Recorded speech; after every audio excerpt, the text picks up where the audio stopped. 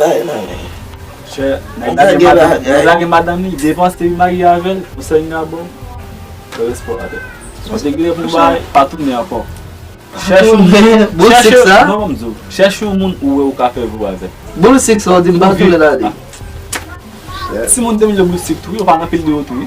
Ou agi bon konsey. Koman sa? Pase map zoom gwa nan yo a. Moun tou cherche ou moun fwe vi ou film.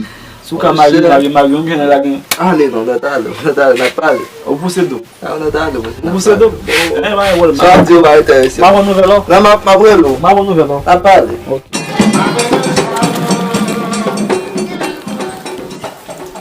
Laissez-moi ça au moins.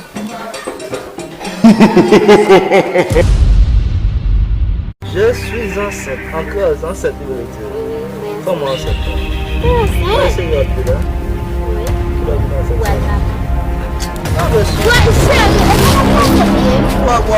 Pour dire bon cause, on va bâtir balance. Pour dire bon cause, ça qui surprise là. Et ça qui surprise là. On pour dire bon parole, vous êtes là, on va dire ça, je suis enceinte.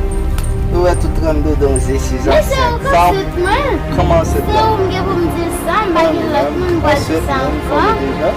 On va passer une famille déjà. Oh, votre famille là. Il a une famille là.